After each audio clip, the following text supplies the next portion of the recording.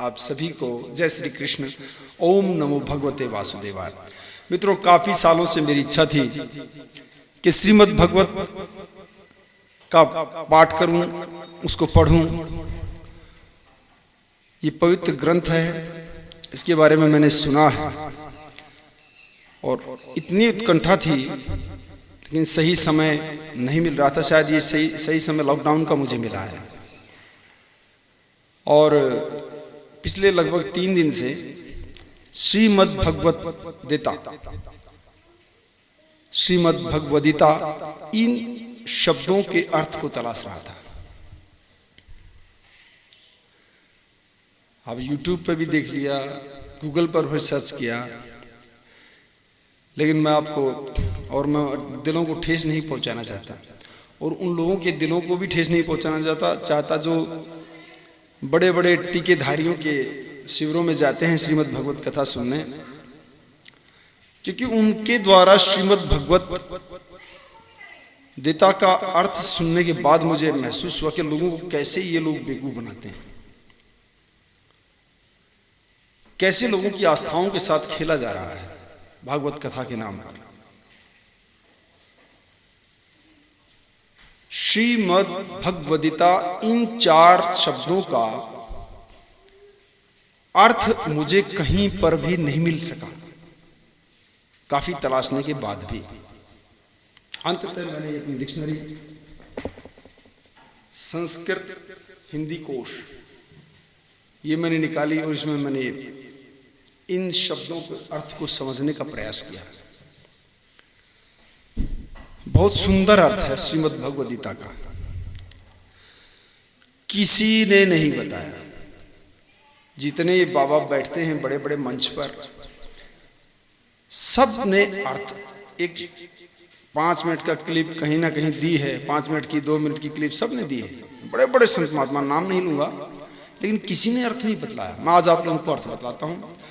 और ये श्रीमद् भगवत कथा जैसे हम पढ़ेंगे, उसके अर्थ सहित ये हमारे जीवन में कहाँ कहाँ कारगर होती है, हम अपने जीवन को इसके माध्यम से कैसे संवार सकते हैं, ये हम इसको साथ लेकर चलते हुए इसका अध्ययन करेंगे। सबसे पहले श्रीमद् भगवद्गीता, इसका अर्थ आप लोग समझिए है क्या। मित्रों, शुरू के 2 शब्द श्रीमद्, इनका अर्थ समझिए। और दुनिया ने तो पता नहीं क्या क्या अर्थ बताया। मेरा तो उनको सुन सुन के हंसी भी आती है कि क्या क्या लोगों को बेवकूफ भ्रमित करते हैं। श्रीमद् का अर्थ है श्री, ऐश्वर्य, धन संपत्ति का जो अभिमान है।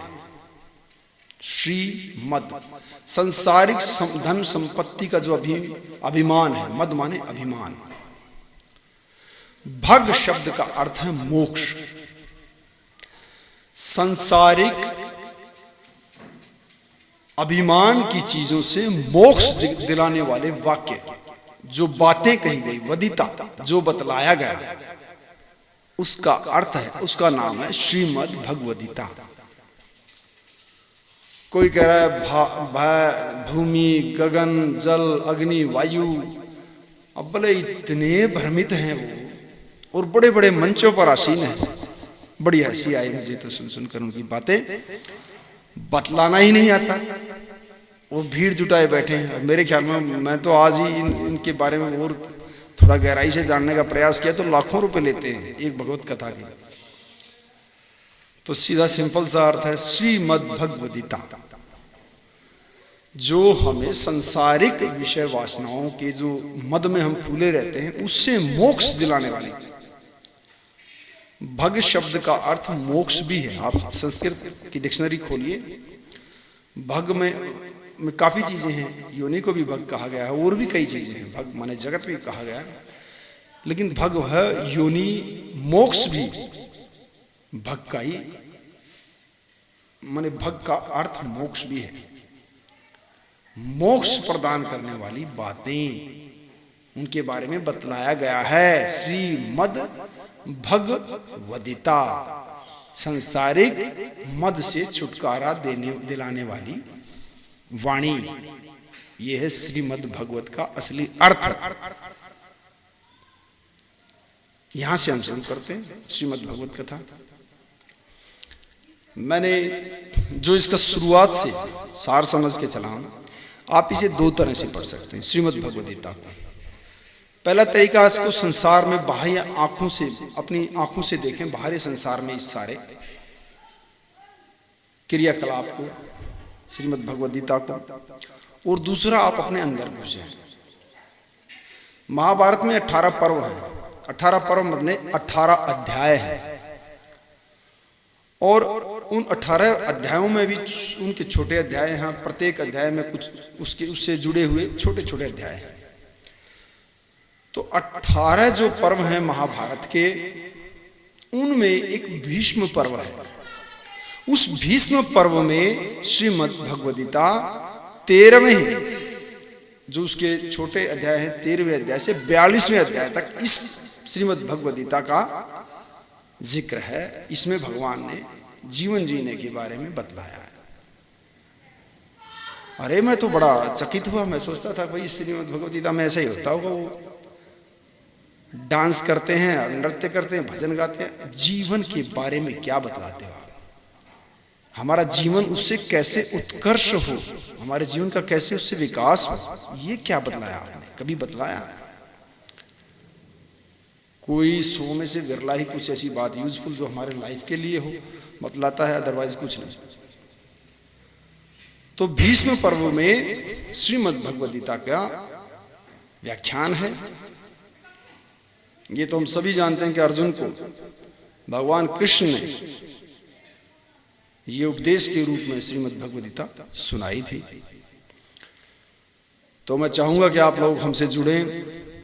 कोई प्रश्न, किसी भी तरह का कोई प्रश्न आपके मन में श्रीमद् भगवद गीता को लेकर हो, महाभारत को लेकर हो, तो आप हमसे संपर्क करें।